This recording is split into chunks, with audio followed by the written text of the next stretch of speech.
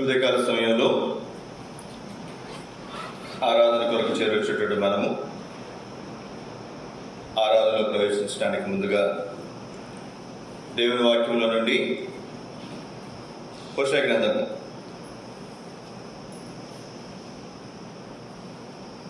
10వ అధ్యాయం 11, 12, 13 వచనాలు అందరము కలిసి చదువుకుంటారు. హోషేయ గ్రంథం 10వ అధ్యాయము 11, 12, 13 వచనాలు అందరం కలిసి చదువుకుందాం.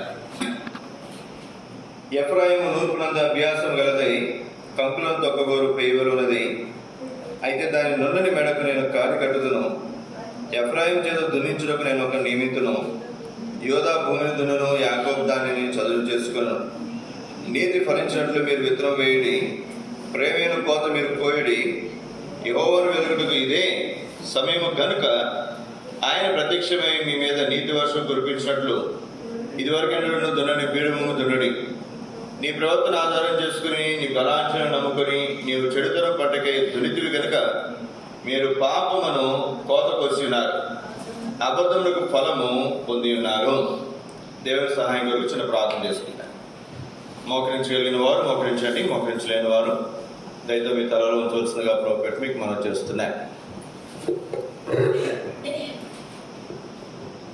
మా ప్రేమ గల పరలోకమందున్న మా పరమ తండ్రి, ఇద్దరు నమ్మదగిన దేవా యేసు ప్రభువా, యేసుక్రీస్తు వారి నామములో మరొకసారి ఈ ఉదయకాల సమయంలో నీ మధ్యలో చేరి మిమ్మల్ని ఆరాధించడానికి మీరు అనుగ్రహించిన ఈ దివ్యమైన తరుణాన్ని బట్టి మిమ్మల్ని నమస్తూ ఆరాధిస్తున్నాయి. మీ ప్రేమంతుడిని బట్టి మిమ్మల్ని నమస్తూ ఆరాధిస్తున్నాయి. ఈ సమయంతుడి కొరకే మీ సందులో చేరి మేము ప్రార్థన చేస్తున్నాను తండ్రి.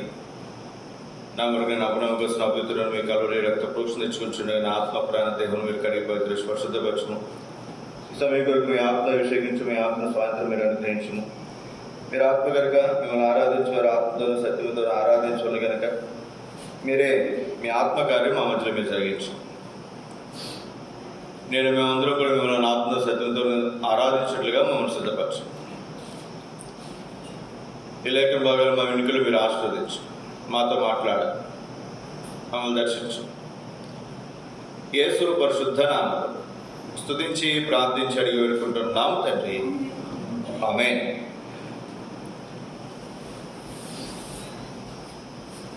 దేవుడు మనకి ఇచ్చినటువంటి స్థానిక సంఘ వాగ్దానం హోషేయ గ్రంథం 10వ అధ్యాయం 12వ వచనం, మీ మీద నీతి వర్షం కురిపించినట్లు ఇదివరకు ఎన్నడూ దున్నని బీడు భూమి దున్నుడి. బీడు భూమి దున్నిన తర్వాత ఏం చేయాలి చెప్పండి? దున్నాలి. దేవుడు నీతి వర్షం కురిపించాడు. నీతి వర్షం కురిపించిన తర్వాత బీడు భూమి దున్నిన తర్వాత ఏం చేయాలి?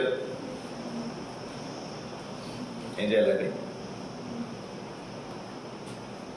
మనం పని చేద్దాం. 1 ఎకరం పొలం తీసుకుని మన అందరం ఈ సంవత్సరం అసలు ఏం చేయాలో మనం చేద్దాం ఈ సంవత్సరం. ఏమండి?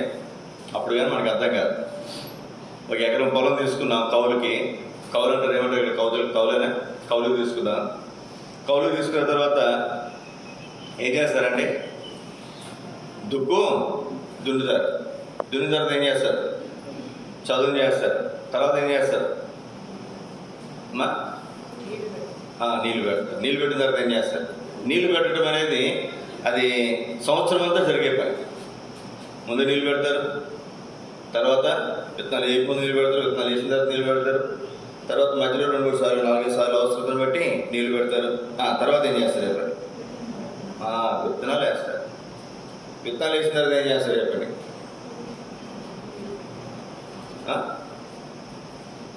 నీళ్ళు కడతారు, మళ్ళీ ఎరువులు వేస్తారు. అవునా? ఎరువు వేస్తారు. ఇవన్నీ అయిన తర్వాత పంటకు వచ్చిన తర్వాత అప్పుడు కోతకు వస్తారు. కోతకు వచ్చిన తర్వాత ఏం చేస్తారు? కోతకు వచ్చిన తర్వాత ఏం చేస్తారండి? నూరుస్తారు. నూర్చిన తర్వాత అప్పుడు పంటను మోసుకుని ఇంటికి వస్తారు. అంతే కదండి?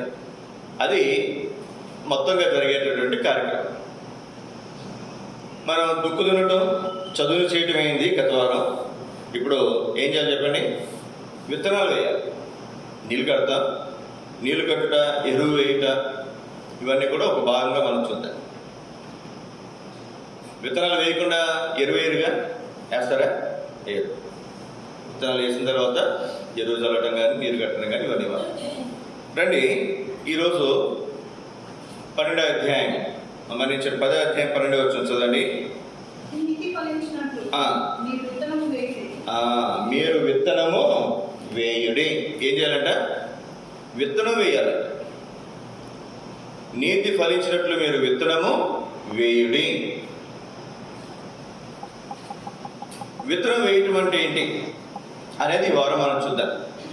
6వ వర్తమానం కొరకు, 2వ వర్తమానం కొరకు కూడా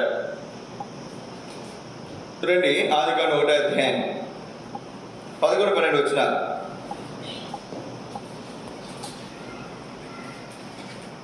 దేవుడు గడ్డిని విత్తనములిచ్చు చెట్లను భూమి మీద తమ తమ జాతి ప్రకారం తమలో విత్తనం గల ఫలమిచ్చు వృక్ష ఫలములను భూమి మనిపించిన దాకాను కలుగగా ఆ ప్రకారం ఆయన భూమి గడ్డిని తమ తమ జాతి ప్రకారము విత్తనములిచ్చు చెట్లను తమ జాతి ప్రకారము తమలో విత్తనములు గల వృక్ష ఫలములను మొలిపింపగా అది మంచిదని దేవుడు చూచెను. చాలు.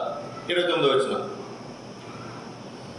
దేవుడు ఇదిగో భూమి మీద ఉన్న విత్తనములిచ్చు ప్రతి చెట్టును విత్తనములిచ్చు వృక్ష ఫలములు గల ప్రతి వృక్షమును మీకు ఇచ్చి ఉన్నాను, అవి మీకు ఆహారము. మనుషులు చెప్తున్నాడు, అయ్యా భూమి మీద విత్తనములిచ్చు. ఏ చెట్లు అంటే ఇవన్నీ కూడా విత్తనములిచ్చు చెట్లు. విత్తనము విత్తుట అనే మాట మనం చూస్తున్నాం. విత్తనాలు వేయుట. విత్తనాలు వేయాలంటే ఏం కావాలి మనకి? విత్తనాలు కావాలి. విత్తనాలు ఏం చేస్తారు చెప్పండి? వరి విత్తనాలు వేయాలనుకోనండి, ఆ ఊర్లో ఎవరి పొలం అయితే బాగా పండుతుందో ఆ పొలంలో గింజలు విత్తనాల కోసం కొనుక్కుంటారు. ఎందుకని? ఆ గింజలు చల్లితే పంట మంచిగా ఉంటుంది, దానికి రేటు కూడా ఎక్కువ ఉంటుంది. విత్తనాల గింజలకు రేటు ఎక్కువ ఉంటుంది. ఇక్కడ విత్తనాలు ఇచ్చు చెట్లు లోకంలో ఒక ప్రశ్న, కోడి ముందా గుడ్డు ముందా? ఏది ముందు చెప్పండి? ఏది ముందమ్మా? మాట్లాడుతున్నాం, చెప్పండి. దేవుడు ఏం చేశాడు? గుడ్లు కాదు, ఇక్కడేమో విత్తనాలు ఇచ్చి చెట్లు. ఇక్కడ విత్తనం ముందా చెట్టు ముందా అంటే చెట్టే ముందు. అలాగే పక్షులు, జంతువులన్నింటినీ కూడా దేవుడు సృజించాడు. వాటి నుంచి ఏమొచ్చింది చెప్పండి? విత్తనాలు అనుకోనండి, చెట్ల నుంచి, లేదా గుడ్లు అనుకోనండి, పిల్లలు అనుకోనండి, జంతువుల నుంచి వచ్చింది.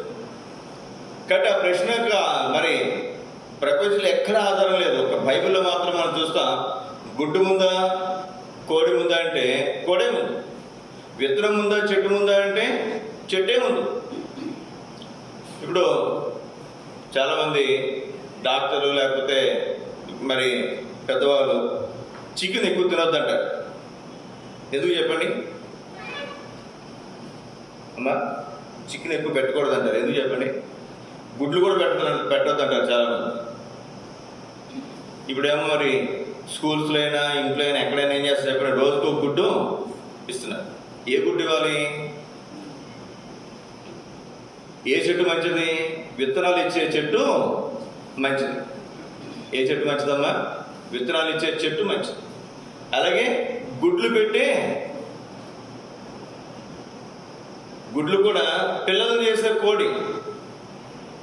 మనకి బయట బ్రాయిలర్ ఉంది, చికెను, అది గుడ్లు పెడుతుందా అమ్మా? గుడ్లు పెడుతుందా? బ్రాయిలర్ చికెన్ గుడ్లు పెట్టదు. దాన్ని కేవలం చికెన్ కోసమే, మనం కోసుకోవడం కోసమే తయారు చేశారు. పైన పిలకుంటారు, జుట్టు కూడా ఏమంటారు, దాన్ని ఏమంటారు? పారం కూడా అంటారు. అది గుడ్లు పెడుతుంది. మరి దాన్ని పిల్లలు చేస్తారా? ఆ గుడ్డు మన పిల్లలు చేయదు. మీరు కావాలంటే పొదిగించండి, నాటుకోడి దగ్గర తీసుకొచ్చి ఆ గుడ్లు పొదిగించండి, పిల్ల వస్తుందా? రాదు, పాడైపోతుంది. కొన్ని కోళ్ళేమో గుడ్లు పెట్టడం కోసం తయారు చేశారు, కొన్ని కోళ్ళేమో మాంసం కోసం తయారు చేశారు. పిల్లలను తయారు చేసే కోళ్ళు సపరేట్గా ఏం తయారు చేయరు వాళ్ళు. నాటుకోళ్ళు తినొచ్చు, ఎన్నేం తినొచ్చు. నాటుకోడి గుడ్డు, ఎందుకని ఆ గుడ్డు మళ్ళీ ఏమవుతుంది, పిల్ల అవుతుంది. అందుకే ఈ దినాల్లో చాలామంది పిల్లలు పుట్టకపోకుండా ఉండటానికి కూడా కారణం ఉంటుంది.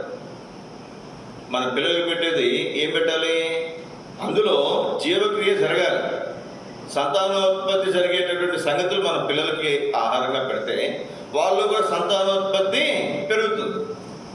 మన కోళ్ళు తింటాం, వాటికి రకరకాల ఇంజక్షన్లు ఇస్తారు, అవేమో ఎంతకాలం ఉన్నా సరే పిల్లల్ని చేయవు. ఆ ఫారం కోడైనా చేయదు, బ్రాయిలర్ కోడైనా చేయదు.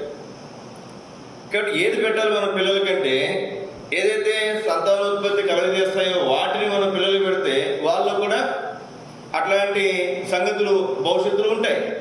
లేకపోతే చికెన్ ఇట్లాంటివి ఎక్కువ తింటే, అప్పుడప్పుడు తింటే తప్పేం కాదు, ఎక్కువ తింటే ఆ తీసుకున్న ఆ మందులు కానీ ఆ స్టెరాయిడ్స్ కానీ అవి వాళ్ళలోనికి వెళ్ళి మనుషుల్లోనికి వెళ్ళి సంతానోత్పత్తి కూడా తగ్గే సాధ్యత ఉన్నది అనేది మనం సైన్స్ పరంగా కూడా మనం చూస్తాం. సరే, ఇక్కడ మనం గమనించాల్సిన ప్రాముఖ్యమైనటువంటి సంగతి, విత్తనములు ఇచ్చు ప్రతి చెట్టు. ఇప్పుడు విత్తనము లేకుండా చెట్టు ఎక్కడి నుంచి వచ్చిందండి? అదే సృష్టికర్త. ఇది దేవుడు సృష్టికర్త అనేది మనకు జ్ఞాపకం చేస్తుంది. ఏ వ్యక్తి కూడా విత్తనం లేకుండా చెట్టును తయారు చేయలేడు. గుడ్డు లేకుండా కోడి రాదు. అయితే ఏమీ లేకుండా కూడా ఆయన సృష్టించాడు కనుకనే ఆయన సృష్టికర్త. మన దేవుడు ఎవరంటే సృష్టికర్త. ఏమీ లేని శూన్యముల నుంచి కూడా సమస్తమును చేయగలిగినటువంటి వాడు. ఇది మొదటిగా మనం గమనించే వరకు మనం ఉందా. ఆదికాండం 26వ అధ్యాయం 12-11 వచనాలు.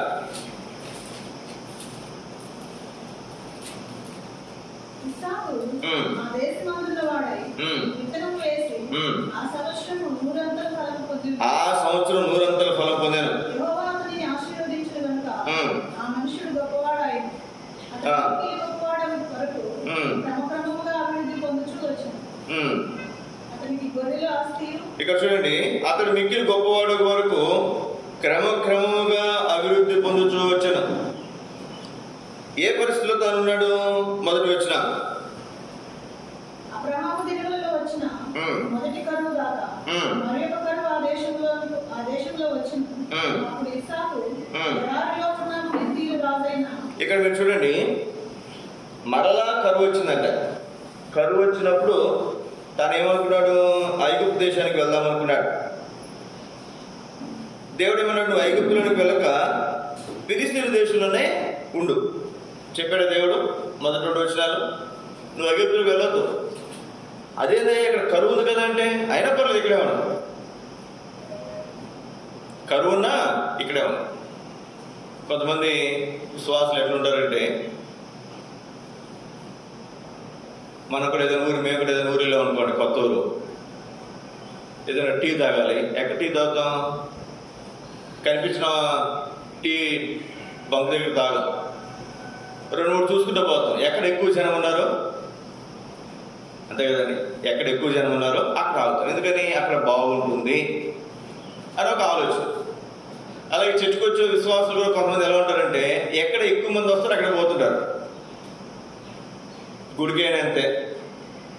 మేము మా ఊరు నుంచి ఓట్లు వేయడానికి వెళ్ళి వస్తుంటే అక్కడ భోగియంతో కూడా మరి తిరుపతి గుడికి వెళ్ళటానికి అక్కడ చాలామంది ఉన్నారు. ఆ భోగిలో వాళ్ళు మామూలుగా మాట్లాడుతుంటే, ఏంటండి ఇట్లా ఎక్కడికి వెళ్తున్నారంటే పలానా చోటుకున్నారు.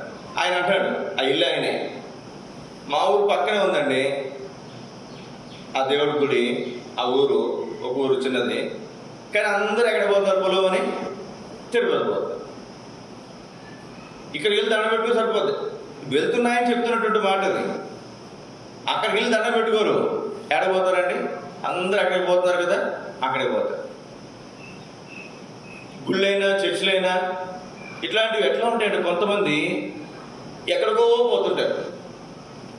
నయోమి కూడా కరువు వస్తే ఎక్కడ పోయింది చెప్పండి? ఎడపోయింది?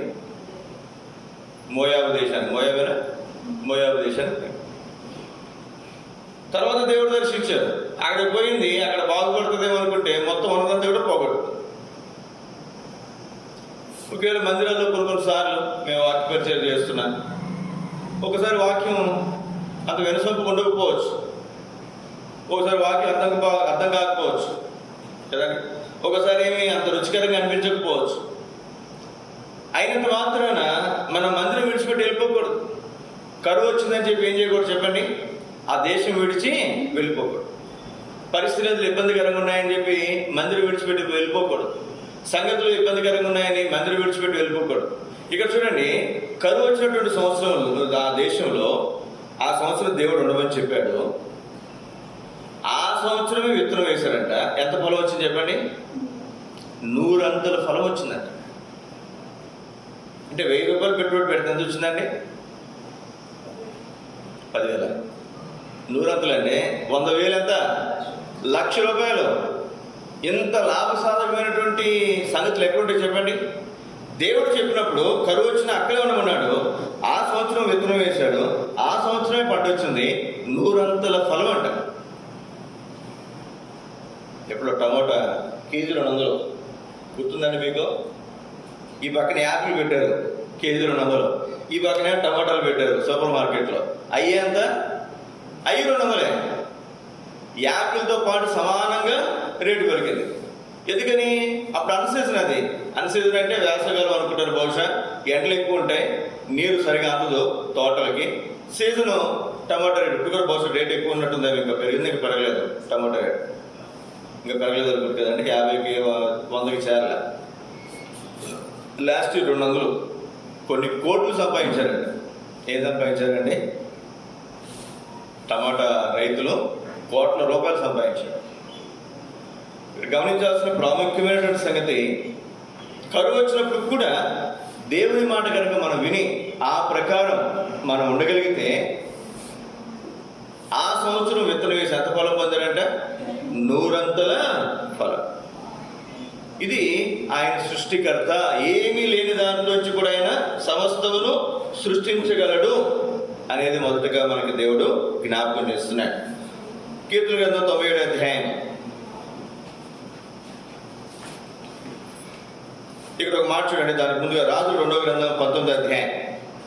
రాజుల 2వ గ్రంథం 19వ అధ్యాయము 29వ వచనం. రాజుల 2వ గ్రంథం 19వ అధ్యాయం 29వ వచనం.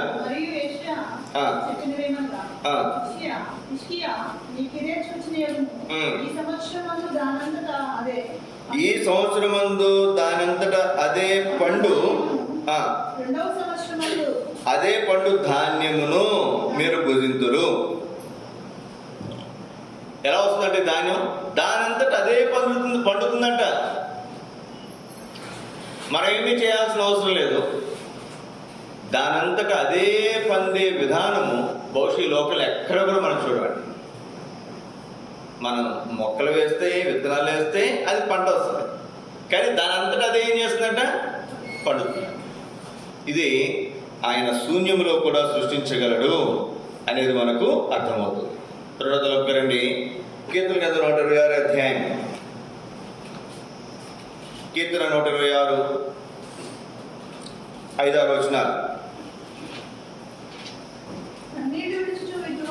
కన్నీళ్లు విడుచుచు విత్తువాడు సంతోషగానముతో పంట కోస్తారు. ఏడ్చుచూ పోవచ్చు విత్తువాడు సంతోషగానములు చేయించు పనులు మోసుకుని వస్తాయి.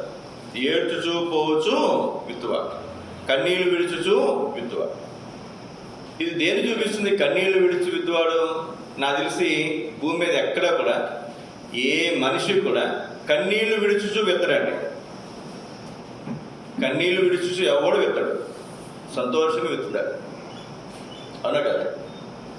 విత్తనాలు వేస్తాడు ఎలా ఉండదు చెప్పండి? సంతోషంగా ఈ సంవత్సరం మంచిగా పంట పొందుద్ది, నాకు చక్కటి మేలు కలుగుద్ది అనే సంతోషంతోనే తాను అంటాడు. కానీ ఏడుస్తూ ఎవడు కూడా విత్తడు. ఇది దేని చూపిస్తుంది? మరి మనం చేసే పరిచర్య మీద జ్ఞాపకం చేస్తుంది. మనం చేసే పరిచర్య మరి యేసుక్రీస్తు వారు కూడా ఈ లోకంలో పేజీలు కాదు, బైబిల్ పక్కన పెట్టి బైబిల్ పక్కన పెట్టి నువ్వు రాస్తేనే చూడు, పుట్టిన తెప్పని పేజీ.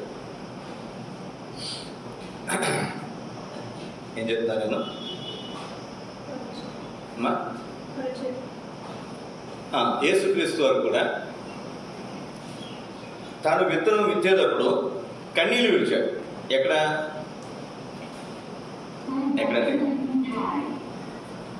విత్తాడు? ఎక్కడ కన్నీళ్ళు విడిచాడు చెప్పండి? గెస్సేమనే వనంలో యేసుక్రీస్తు వారు కన్నీళ్ళు విడిచాడు కదా. కన్నీళ్ళు విడిచిన తర్వాత యేసుక్రీస్తు వారు సిలువకు అప్పగించబడ్డాడు. ఆయన చనిపోయాడు, విత్తనం విత్తాడు, ఆ విత్తనం మళ్ళీ తిరిగి మొలిచింది, ఆయన పునరుత్థానుడు అయ్యాడు. ఆయన శిలువ మరణం పొందడానికి ముందు యేసుక్రీస్తుని విత్తనం విత్తడానికి ముందు ఆయన ఏం చేశాడండి? కన్నీళ్లు విడిచాడు. కన్నీళ్లు విడిచుచూ విత్తాడు. ఇప్పుడు సంతోషగానంతో ప్రపంచంలో కొన్ని కోట్ల మంది యేసుక్రీస్తుని నమ్ముతున్నారు. కొన్ని కోట్ల మంది క్రైస్తవులు ఉన్నారు.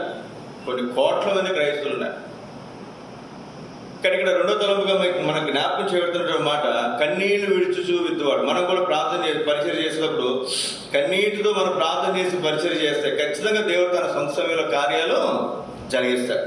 రండి, యోవేలు గ్రంథం 2:17 యోవేలు 2:17. యెహోవాకు పరిచర్య చేయ యాజకులు మంటపములకు బలిపీఠములకు మధ్య నిలబడి కన్నీరు విడిచుచు, యెహోవా నీ జనుల ఎడల జాలి చేసుకొని అన్యజనులు వారి మీద ప్రభుత్వం చేయనట్లు వారిని అవమానంలో చేయకుండునట్లు చేయునట్లు వారిని అవమానాలకు అప్పగింపొద్దు. వారి దేవుడు ఏమాయనని అందరు కదా అని వేడుకొనవలెను. సేవకులు పరిచయం చేసే యాజకులు ఏమైనా వేడుకోవాలంట? అయ్యా నువ్వు ఏం చేయి, నీ చెల్లెళ్ళ జాలి చేసుకో, అన్ని జనులు వారి మీద ప్రభుత్వం చేయకుండా నువ్వు వారిని కాపాడు. అంటే యాజకులు సేవకులు అలాంటి వాళ్ళు ఎలా చేయాలంటే ఏం చేయాలంటే అండి, కన్నీటితో ప్రార్థించాలి.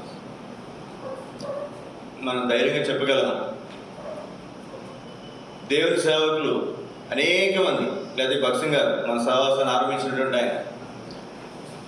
ఆయన చేసిన కన్నీటి ప్రార్థన, లేకపోతే అనేక మంది దైవజనులు, దైవ సేవకులు, దేవుని బిడ్డలు, మన ఆత్మీయ తల్లిదండ్రులు, మన భౌతిక తల్లిదండ్రులు, వారు చేసిన కన్నీటి ప్రార్థన ఏం చేస్తుందంటే మనల్ని ఇప్పుడు భద్రంగా కాపాడుతుంది. ఇంకొంచెం మనం ముందుకు వెళ్దాం. అటువంటి కన్నీటి ప్రార్థన చేసేవారిని, లేదా అటువంటి భారభరితమైనటువంటి ప్రార్థన చేసేవారిని దేవుడు మన కోసం ఉంచాడు. మీరేమైనా అనుకురండి, చాలా సహవాసాల్లో దైవ సేవకులు కుటుంబాలుగా మందిరం ఉండే పరిస్థితులు చాలా తక్కువ సహవాసాలను ఉంటాయి. మన ఎప్పుడైనా సహవాసము అలా కొన్ని సహవాసాల్లో పూర్తిగా వారు దేవుని సేవకులు దేవుని మందిరంలో అందుబాటులో ఉంటారు. ఏ మందిరానికైనా మీరు పట్టు. చాలా మిగిలిన సహవాసాల్లో సేవకులు తక్కువ మంది ఉంటారు. వాళ్ళు పగలంతా వారం అంతా పనులు చేసుకుంటారు, ఆదివారం పరిచయం చేస్తారు. అర్థమవుతుందండి? ఆదివారం వచ్చి పరిచయం చేస్తారు, మిగిలిన రోజులు వారు ఉద్యోగాలు చేసుకుంటారు. 100కి 10 మంది వాళ్ళ సహవాసంలో సేవకులుంటే, ఎప్పుడైనా సహవాసంలో ధైర్యంగా చెప్పగలను నేను, 100కి 90 సంఘాల్లో ఖచ్చితంగా సేవకులు మందిరాల్లో అందుబాటులో ఉంటారు. దేనికోసం చెప్పండి? దేవుని కొరకు, దేవుని పరిచర్య కొరకు, దేవుని బిడ్డల కొరకు ప్రార్థన చేయడానికి అందుబాటులో ఉంటారు. మీరు ఏ టైమైనా ఫోన్ చేయండి, ఏ టైమైనా ప్రార్థన చేయడానికి రమ్మనండి. మాలాంటి సేవకులు ఏం చేస్తారు చెప్పండి, ఖచ్చితంగా అందుబాటులో ఉంటారు. అట్లాంటి సదుపాయం దేవుడు ఈ చక్కటి సహవాసంలో దేవుడు మనకు అనుగ్రహించాడు.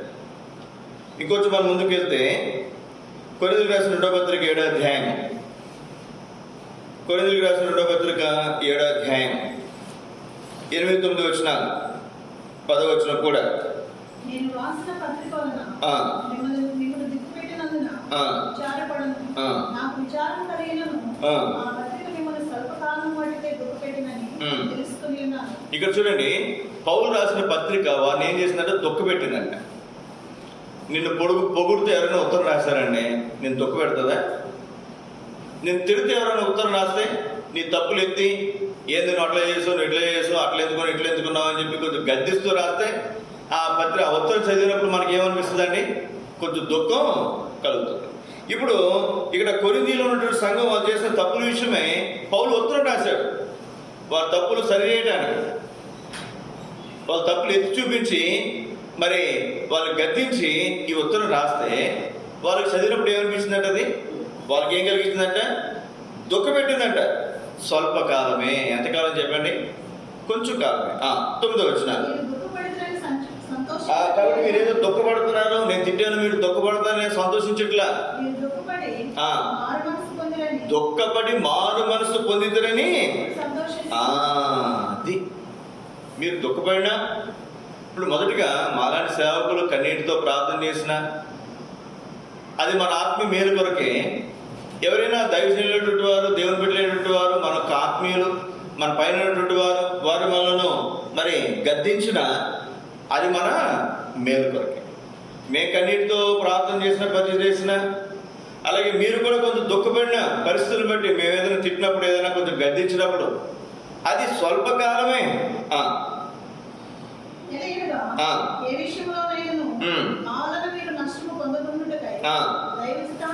దైవ చిత్తానుసారముగా దుఃఖపడితే, దైవ చిత్తానుసారమైన దుఃఖము రక్షణార్థమైన మారు మనసు. కాబట్టి ఉదయకాల సమయంలో మనం గమనించాల్సినటువంటి మాట, దైవ చిత్తానుసారమైన దుఃఖము రక్షణార్థమైన మారు మనసును మనకు కలుగజేస్తుంది. ఆ మారు మనసు దుఃఖమును పుట్టించదు. సోదర సోదరి, ఉదయకాల సమయంలో మన జీవితాలు, ఇప్పుడు ఇక్కడ నేను కావచ్చు, లేదా ఇంకొకళ్ళు మరి ఇంకొక సేవకులు కావచ్చు, లేదా మీకు తెలిసిన ఆత్మీయులు కావచ్చు, తల్లిదండ్రులు కావచ్చు, మనల్ని గద్దించిన లేకపోతే మనల్ని దండించిన కొంతకాలం వరకే. తర్వాత అది మన ఆత్మీయ మేలు కొరకు మనం సరి చేసుకున్నప్పుడు అది ఎంతో మనకి ఆశీర్వాదాన్ని కలిగించేదిగా ఉంటుంది. చిన్నప్పుడు మా నాన్నగారు బాగా కొట్టేవారు. ఎంత కొట్టేవారంటే పరిగెత్తించి మరి కొట్టేవాడు. పరిగెత్తించి మరి కొట్టేవాడు. నాకు తెలిసి ఇప్పుడు వరకు నేను కూడా మా పిల్లలు నాతో కొట్టలేదు. నేను అనుకునేవాడిని, పెద్ద అయిన తర్వాత నీ సంగతి చెప్తాను అనుకున్నాను మా నాన్నని. పెద్ద అయిన తర్వాత మా ఊర్లో ఫస్ట్ ఇంజనీర్ నేను, మా ఊర్లో మొట్టమొదటి ఇంజనీర్. ఎలా వచ్చింది నాకు? మా నాన్నగారు చిన్నప్పుడు దండించబట్టి, భయం పెట్టబట్టి, కొట్టబట్టి, గద్దించబట్టి, అలాగే మనకి దైవ సేవకులైనటువంటి వారు, దేవుని బిడ్డలైనటువంటి వారు, మనకంటే ఆత్మీయులైనటువంటి వారు, పెద్దవారు అయినటువంటి వారు ఏదైనా ఒక మాట అన్నా, లేదా ఏదైనా మనం దండించినా, గద్దించినా అది మనకు మరి మేలుగానే మనం గ్రహించుకోవాలి. బహుశా ప్రస్తుతానికి ఏదైనా మనకు దుఃఖాన్ని కలిగించినా తర్వాత మనం మార్చుకుంటాం, మనం సరి చేసుకుంటాం, చక్కపరుచుకుంటాం. అది మన ఆత్మీయ మేలుకు, క్షేమములకు అది మార్చబడేదిగా ఉంటుంది. అది మనం గమనించుకోవాలి. రోజున భక్సింగ్ గారు వాక్యం చెప్తుంటే ఒక బొట్టోడు అల్లరి చేశాడు, బాగా అల్లరి చేస్తాడంట. పులిపేట నుంచి కింద దిగి మరి చెవులు బాగా మెలిపెట్టి మరి కొట్టాడో, లేకపోతే ఒకటి పీకి అక్కడ చెట్టు ఉందంట బంజగదులుగా, ఆ చెట్టుకి కట్టేమన్నాడు. చెట్టుకి ఆ బుడ్డోడంటే సామెలు అంటుంటాడు బహుశా. వాళ్ళ తల్లిదండ్రులు మాట్లాడాలి, ఎవరు మాట్లాడాలి, తీసుకెళ్ళి చెట్టు కట్టేశారు. ఆదివారం ఆరాధన అయిపోయిన తర్వాత అప్పుడు ఓడేశారంట కట్టలు. ఇప్పుడు అలా నేను అలా చేయనివ్వండి, నేను బొడ్డోని తీసుకెళ్ళి కట్టేలోపు నన్ను తీసుకెళ్ళి కట్టేస్తారు బయట కదండి కదా. ఆ రోజు అతను భక్సింగ్ గారి చేత పట్టుబడినటువంటి వ్యక్తి తర్వాత గొప్ప సేవకుడు అయ్యాడంట. సరి చేసుకున్నాడు, చక్కపరుచుకున్నాడు, దేవుని ఏర్పాటులోనికి వచ్చాడు. చక్కటి సేవ తన ద్వారా జరిగించబడి సేవకుడే. దైవ చిత్తానుసారమైన దుఃఖము రక్షణార్థమైన మారు మనసు. ఇక్కడ నీకు ఒక మాట, యెషయా గ్రంథం 30వ అధ్యాయం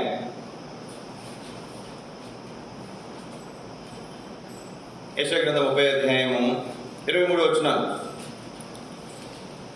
నీవు భూమిలో విత్తు విత్తుటకు నీ గింజలకు కావలసిన వాన ఆ. ఆయన కురిపించును. చాలండి. నీ భూమిలో విత్తుటకు నీ గింజలకు కావాల్సిన వాన ఆయన కురిపించును. మనం ప్రతి గింజకు కావాల్సిన నీరు కట్టాలంటే ఎంతవరకు చేయగలం చెప్పండి? కొంతవరకు చేయగలం. కానీ ప్రతి గింజకు చాలినంతటువంటి వాన దేవుడు ఏం చేశాడంట? ఆయన కురిపించేవాడు. మత్తయి సువార్త 6వ అధ్యాయము 26వ వచనం. ఆకాశ పక్షులను చూపిడి, ఆ. అవి విత్తవు కోయవు, విత్తవు కోయవు, కొట్టలో కూర్చుకొనవు, కొట్లలో కూర్చుకో. అయినను ఉమ్. నీ పరలోకపు తండ్రి వాటిని పోషించుచున్నాడు. అయినా వాటిని ఏం చేస్తాడు చెప్పండి? దేవుడు పోషిస్తాడు. ఆకాశ పక్షులకి ఏమైనా కొట్లు ఉన్నాయా? ధాన్యం కొట్లు. నేను ఇక్కడ ప్రకాశం జిల్లాలో ఎక్కువ చూస్తుంది 2 గదులు ఉన్నాయి అనుకోనండి. ఒక గదులు ఏముంటాయి? ఒడ్లు ఉంటాయి కదండి. కొన్ని చోట్ల అయితే ఒక్కటే గది పాపం వాళ్ళకి. ఆ ఒక్క గదిలో ఒడ్లు పెట్టుకుంటారు, వీళ్ళేమో బయట పడుకుంటారు. వర్షం వచ్చినప్పుడే ఆ గదిలో పడుకుంటారు. ఎందుకంటే కొంచెం ఒడ్లు ఉన్నాయి అనుకోండి, పురుగు లేకపోతే కొంచెం దోగ వస్తుంది కనుక. నేను చాలా ఇళ్ళలో చూశాను అది. ఎందుకని ఒడ్లకి అంత ప్రాముఖ్యత అంటే తర్వాత రేట్లు పెరుగుతాయి కదండి.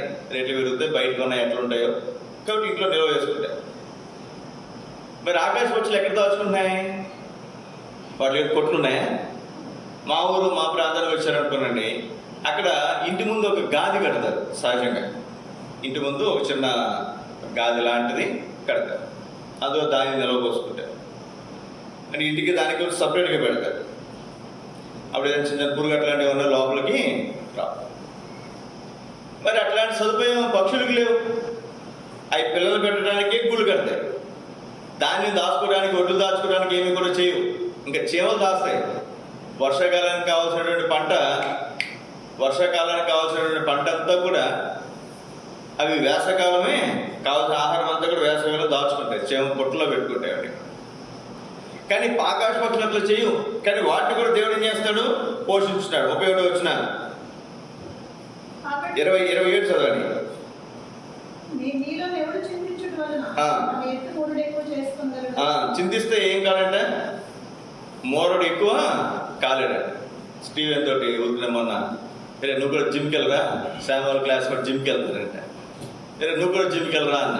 వెంటనే వాడు ఏమన్నా తెలుసా? డాడీ జిమ్కి వెళ్తే పొడుగు అవరంట కదా. ఎవరు జిమ్కి వెళ్తే పొడుగు అవరంట? బరువులే మోస్తారు కదా డాడీ, బరువులే మోస్తే పొడుగు అవరంట కదా. వాడు కొంచెం పట్టుకుంటాడు కదా, పొట్టుడు అని పిలుస్తుంటాను నేను. కానీ వాడు ఆలోచన ఏంటి? నేను పొడుగవనేమో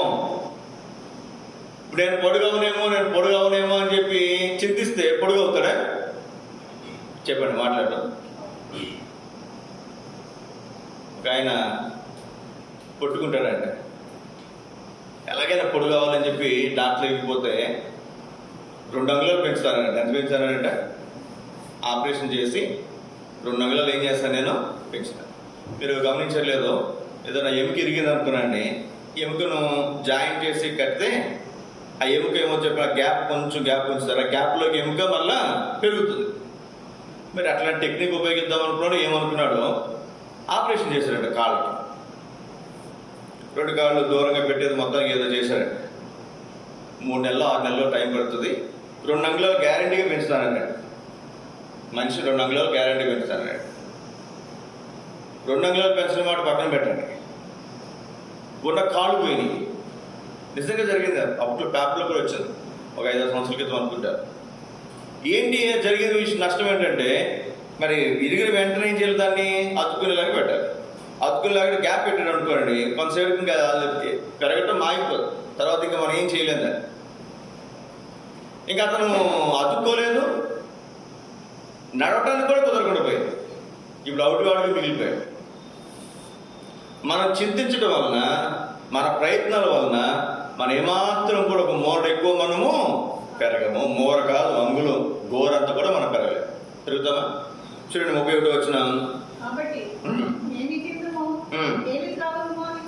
ఏమి తిందాం, ఏమి త్రాగుదాం, ఏం ధరించుకుందామని చింతిస్తే కూడా ఉపయోగము లేదు. 33వ వచనం, 32, 33వ వచనం. ఇవన్నీ మీకు కావాలని పరలోకపు తండ్రికి తెలియను. కాబట్టి మీరు ఆయన రాజ్యమును నీతిని మొదట వెతుకుడి, ఆయన రాజ్యం నీతిని మొదలు వెతుకుడి. అది మీకు అనుగ్రహింపబడును. దేవుని రాజ్యాన్ని, దేవుని నీతిని మనం వెతుకుతున్నట్లయితే మనకు కావాల్సినవన్నీ దేవుడు మనకు అనుగ్రహించేవాడు. ఈ మాట మనం గుర్తుపెట్టుకుందాం. సోదర సోదరి, ఒకసారి మనం అనుకుంటాం, ఏం తిందాం, ఏం త్రాగుదాం, ఏం ధరిద్దాం. మీరు తప్ప అనుకోకండి మాట చెప్తానని. మొన్న గురువారం అనుకుంటాను, నేను శనివారం కదా, శుక్రవారం, గురువారం ఏదైనా కూరకు తీసుకొద్దాం అనుకున్నాను. కూరకు తీసుకొద్దాం అనుకుంటే మధ్యాహ్నం మటన్ ఎప్పుడో కానీ తీసుకురా, చాలా రేర్, ఎప్పుడు నెలకు 2 నెలలకు ఒకసారి మటన్ తీసుకొద్దాము అని అనుకుంటే ఇంకొకరు ఎవరో మరి భోజనాన్ని ఆహ్వానించారు. వాళ్ళు అక్కడ మటన్ ఏర్పాటు చేస్తారు. ముందే చెప్పారు వాళ్ళు, అన్న మటన్ బిర్యానీ చేస్తున్నాం అన్నారు. సరే మటన్ తెచ్చుకోవడం మానేసాం. ఆ రోజు సాయంత్రం చికెన్ తెచ్చుకుందాం అనుకున్నాం. ఏం తెచ్చుకుందాం అనుకున్నా, సరే పొద్దున్న మటన్ ఏమో పొద్దున్నే ఉంటుంది అక్కడ షాప్లో. ఆ షాప్లో పొద్దున్నే ఉంటుంది, సాయంత్రం ఉండదు. సరే పొద్దున్న సెక్షన్ అయిపోయిందిగా, ఎలాగో 2 రోజుల తర్వాత మటన్ తింటాం కదా, ఇప్పుడు మళ్ళీ మటన్ తెచ్చుకోవడం ఎందుకులే అని మానేసాం పూట. సాయంత్రం సరే చికెన్ తీసుకొస్తాను అనుకుంటే ఇంకొక ఆయన ఫోన్ చేశారు, అని ఈరోజు మా అమ్మాయి పుట్టినరోజు, మా ఇంటికి భోజనానికి రండి అన్నారు. భోజనం చేస్తున్నాము అని కూడా చెప్పలే, భోజనం తయారు చేస్తాం మీకు అని చెప్పలేదు. సరే మనం మామూలుగా వెళ్ళాం, బర్త్డే మీటింగ్ అయిపోయింది. ఇంకా బయలుదేరి వస్తుంటే అన్నారు మీకోసం భోజనం ఏర్పాటు చేస్తున్నారు. మేము తెచ్చుకుందాం అనుకున్న చికెన్ సాయంత్రం వాళ్ళు మేము తెచ్చుకోకుండానే ఏం చేస్తారు చెప్పండి, మేము తెచ్చుకోకుండానే వాళ్ళు ఏర్పాటు చేస్తారు. అంటే మీకు ఎందుకు జ్ఞాపకం చేస్తున్నారంటే, దేవుని సేవకులుగా ఏదైనా ఒకసారి మాకు అది కావాలనుకుంటే కొనుక్కోవాల్సిన అవసరం లేకుండా చాలా విషయాలు, చాలా సందర్భాలు మాకే కాదు మీకు కూడా మనం అనుకుంటాం. ఒక్కొక్కసారి మనం అనుకున్న దానికంటే కూడా అత్యధికంగా దేవుడు అత్యధికంగా దయచేస్తాడు. కాబట్టి ఉదయకాల సమయంలో మనం గమనించాల్సింది, ఏం తిందామా, ఏం తాగుదామా, ఏమి ధరించుకుందామా అని చింతించాల్సిన అవసరం లేదు. మన కనుక ఆయన నీతిని, ఆయన రాజ్యాన్ని మొదట వెతికితే అవన్నీ దేవుడు మనకు అనుగ్రహిస్తాడు. ఇంతకుముందు కూడా ఒకసారి చెప్పినట్టు గుర్తు, మళ్ళీ ఒకసారి జ్ఞాపకం చేస్తాను.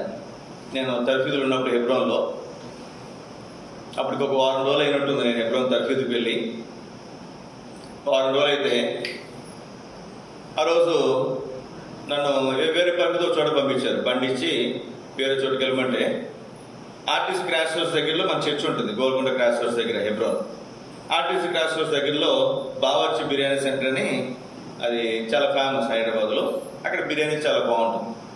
అంతకుముందు అక్కడ బిలీవర్గా ఉన్నప్పుడు వారానికి ఒకసారి ఖచ్చితంగా అక్కడికి వెళ్ళేవాళ్ళు. తిన్న అలవాటు ఉంది, అనుభవం ఉంది. ఆ రోడ్లోంచే పోయా. ఎన్నింటికి? మధ్యాహ్నం 1 గంటకి. ఎన్నింటికండి? మధ్యాహ్నం 1 గంటకి. సహజంగా రెస్టారెంట్ పక్క నుంచి వెళ్తే ఎలా ఉంటుంది చెప్పండి, వాసన. అందులో మధ్యాహ్నం కాబట్టి చక్కగా గుమ్మలాడు. సరే వెంటనే ఫ్లాష్ బ్యాక్ గుర్తు వచ్చింది. ఎప్పుడో అంతకుముందు రోజుల్లో తిన్నాయి గుర్తు వస్తాయి కదా. సరే వెళ్ళిపోయాను నేను.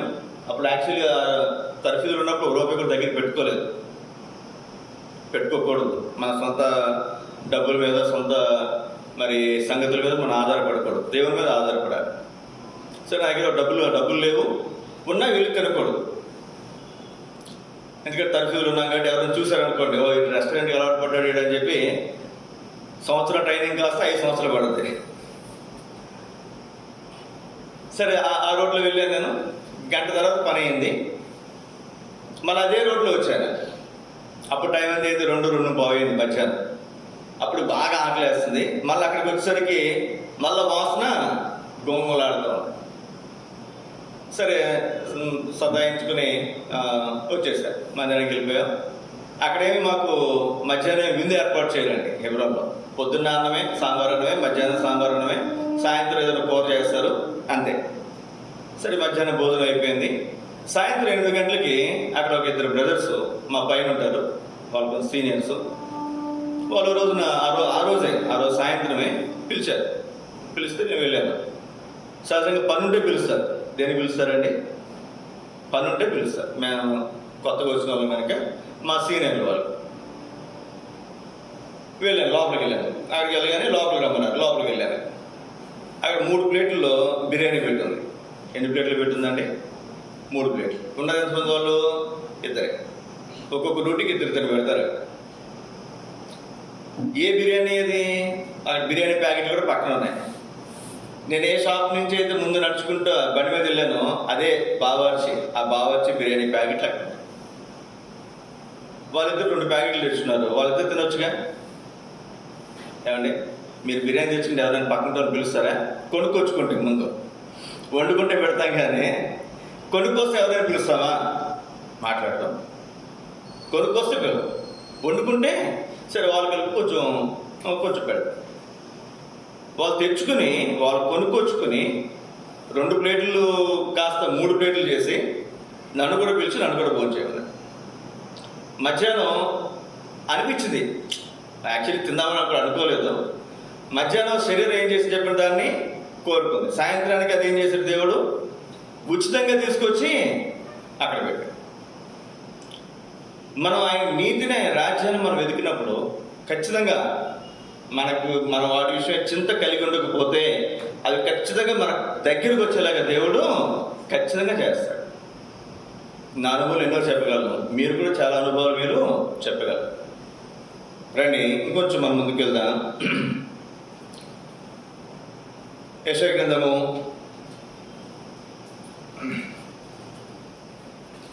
55వ అధ్యాయం 8, 9, 10 వచనాలు. నా తలంపులు మీ తలంపులు వంటివి కావు, మీ త్రోవలు నా త్రోవల వంటివి కావు. ఇదే యెహోవా వాక్కు. ఆకాశములు భూమికి పైగా ఎంత ఎత్తుగా ఉన్నవో మీ మార్గములు చదవండి. నా మార్గములు మీ మార్గముల కంటే నా మార్గములు, మీ తలంపుల కంటే నా తలంపులు, మీ తలంపుల కంటే నా తలంపులు అంత ఎత్తుగా నా తలంపులు, నా ఆలోచనలు. 10వ వచనం. వర్షమును హిమమును ఆకాశం నుండి వచ్చి అక్కడికి ఎలాగ మరలక, ఆకాశం నుండి వర్షం వచ్చింది, మంచు కురిసింది, మన పైకి వెళ్ళిపోతే వెళ్ళు. అట్లనే భూమిని తడిపి విత్తనానికి విత్తనమును, ఆవిరి లేకపోతే మంచు వర్షము ఏం చేస్తే భూమిని తడుపుతాయి. విత్తనాలు విత్తేవానికి ఏం చేస్తే చెప్పండి, చదవండి. భుజించువానికి ఆహారము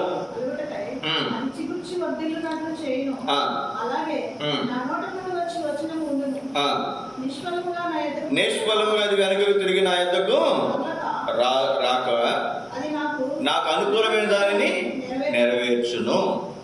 సోదరి, ఆకాశం నుండి భూమి మీదకి ఏ విధంగా వర్షం వచ్చి అది వెనక్కి వెళ్లకుండా ఇక్కడ భూమిని తడిపి పంటనిచ్చి ఆహారం ఇస్తుందో, అలాగే నా నోటి నుండి వెళ్ళినటువంటి వాక్యం నిష్ఫలంగా అది దాని కార్యం నెరవేర్చును. అది వెనక్కి తిరిగి రా, అది దాని కార్యమును నెరవేర్చును. మనం చేసే ప్రతి పరిచర్య, మనం చెప్పే ప్రతి దేవుని మాట, దేవుని సొంత సమయంలో అనేక మంది కొరకు దేవుడు కార్యాలు జరిగించి అనేక మందిని రక్షించేవాడుగా ఉంటాడు అనేది మనకి ఇక్కడ జ్ఞాపకం చేయబడు. ఒక మాట చూడండి, యేసుక్రీస్తు 36వ అధ్యాయం 9వ వచనం. యేసుక్రీస్తు 36:9. నేను మీ పక్షమున్నాను, నేను మీ తట్టు తిరుగుగా మీరు దున్నబడి విత్తబడుదురు. చాలండి. దేవుడు మన పక్షంగా తిరగగా మనం ఏం చేయబడతామంట? దున్నబడి విత్తబడతాం. విత్తబడతా. దేవుడు మన పక్కకు తిరగగా, దేవుడు మన వైపు తిరగగా, మనం జ్ఞాపకం చేసుకునగా మనం దున్నబడతాం. దున్నబడినప్పుడు కొంచెం నొప్పి ఉంటుంది కదండి. దున్నినప్పుడు అదేం చేస్తా చెప్పండి, నేలను చీల్చుకుంటూ పోతుంది. కొంత నొప్పి ఇబ్బంది ఉన్నప్పటికీ కూడా మనం విత్తబడి ఏం చేయబడతామంట? దున్నబడి విత్తబడ్డామంటే ఫలం వస్తుంది. ఇంకో మాట చూడండి, ఇక్కడ 11వ వచనం. మీ మీద మనుషులను పశువులను విస్తరింపజేసెదను, అవి విస్తరించి అభివృద్ధి నొందును. పూర్వం ఉన్నట్టు మిమ్మల్ని నివాస స్థలముగా చేస్తాను. మునుపటి కంటే అధికమైన మేలు మీకు కలగజేస్తాను. మునుపటి కంటే అధికమైన మేలు.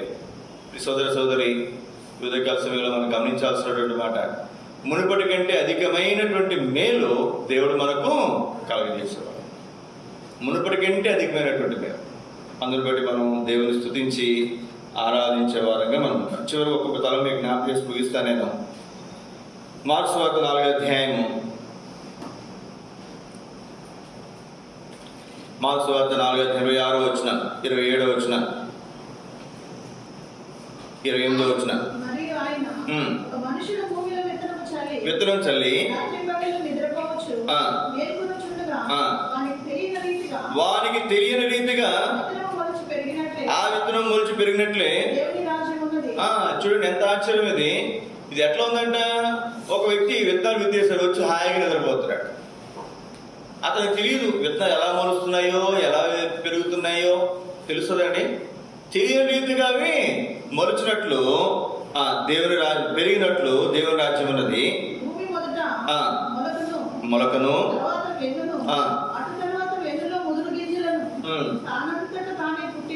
చాలండి. ఇక్కడ మీరు జాగ్రత్తగా గమనించండి ఈ మాట.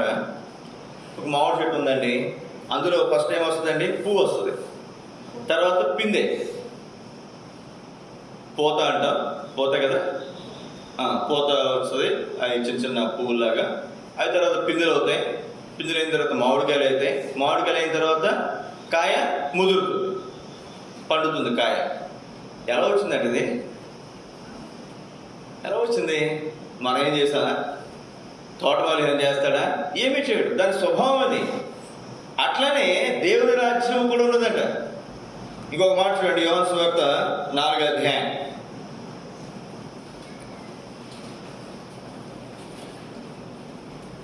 34వ వచనం.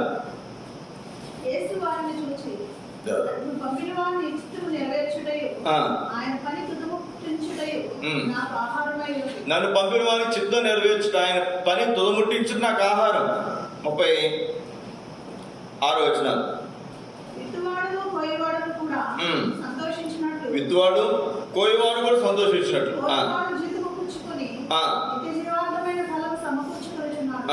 38 కూడా సత్యమే. ఈ మాట జాగ్రత్త చదువు చూడండి. దేనిని గురించి కష్టపడలేదు, దానిని కోయుటకు మిమ్మల్ని పంపితుని. ఇతరులు కష్టపడి మీరు వారి కష్ట ఫలములో ప్రవేశించుచున్నారు. ఉదాహరణకి మన తల్లిదండ్రులు ఉన్నారు, కష్టపడి రెక్కలు ముక్కలు చేసుకుని సంపాదించారండి. అది ఎవరికి ఇస్తారండి? మనం కష్టపడుకుంటేనే మనకు వస్తుంది. లేదా మన రెక్కలు ముక్కలు చేసుకుని కష్టపడుతున్నాం, ఎవరికి ఇస్తాం? మన పిల్లలు. కాబట్టి పిల్లలు తల్లిదండ్రుల యొక్క కష్ట ఫలంలో వారు ప్రవేశిస్తున్నారు.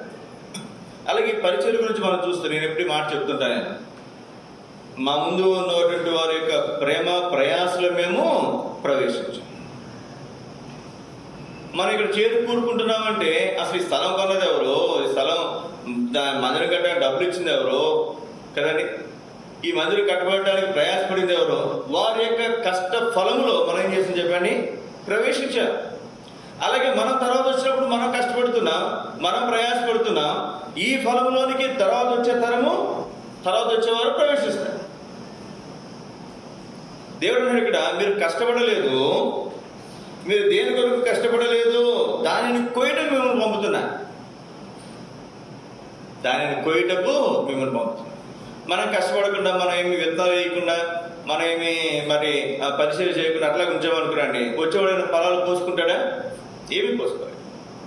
కాబట్టి మనం విత్తనాలు వేస్తే, ఇప్పుడు విత్తనాలు వేసి దాని ఎరువు వేసి నీరు కట్టి ఇవన్నీ చేస్తే తర్వాత ఎప్పుడుగా ఫలాలు మన చేతిలోనికి.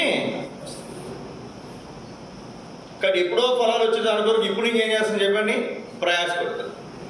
జామ చెట్లు ఉంటాయి, అవి వెంటనే ఫలం రావు, 2-3 సంవత్సరాలు అయిన తర్వాత కానీ కదండి, 3వ సంవత్సరం 4వ సంవత్సరము ఒక కాపు కాస్తారు, ఒకసారి నరికేస్తారు, మళ్ళీ 2 సంవత్సరాలకి మరలా ఆ చెట్లు నరుగుతారు. మరి అంతవరకు ఏం చేయాలి? పెట్టుబడి పెట్టి ఆ కాపు కొరకు వాటి వరకు ఎదురు చూడాలి. అట్లానే మన జీవితంలో కూడా మనం గమనించాల్సినటువంటి సంగతి, ప్రియ సోదర సోదరి, మనం ఇప్పుడు ఇక్కడ చక్కగా కూర్చున్నామంటే మన ముందున్నటువంటి వారు ఎంతోమంది ప్రయాసపడ్డారు, వారి కష్ట ఫలంలో మనం ప్రవేశించాం. అలాగే మనం చేసే ప్రయాస వచ్చే తరం వారు అందులో ప్రవేశించడానికి అవకాశం. అలాగే ఇంకొక మాట మనం చదువుకున్న మరి పరలోక రాజ్యం కూడా ఎట్లుందంట, మనం విత్తలేదు, మరి మనం విత్తిన మరి ఆ విత్తనం గింజకు మనం ఏమీ రూపునివ్వలేదు, కానీ తెలియని రీతిగానే ఏ విధంగా అయితే అది మొలిచి మరి మొలకొస్తుందో ఆ విధముగానే పరలోక రాజ్యము. ఇక్కడ మనం చూస్తే ఏమి లేదు, చిన్నగానే కనబడుతుంది. మనం అక్కడికి వెళ్ళిన తర్వాత చూస్తే ఎలా ఉంటుందండి? ఆవగింజ అన్ని పూర్వ విత్తనాల్లో చిన్నదే, అయితే అది పెద్దదైనప్పుడు, వృక్షమైనప్పుడు ఆకాశ పక్షులు వచ్చి దాని క్రింద గూళ్ళు కట్టుకుంటాయి. అట్లా పరలోక రాజ్యము. అట్టి రాజ్యమునకు దేవుడు మనలను వారసులుగా చేశాడు. అందుని బట్టి మనం ఆయన్ని స్తుతించి ఆరాధించ బద్ధులమైన. అందులో లేచుడు పాట మనం పాడుకుంటే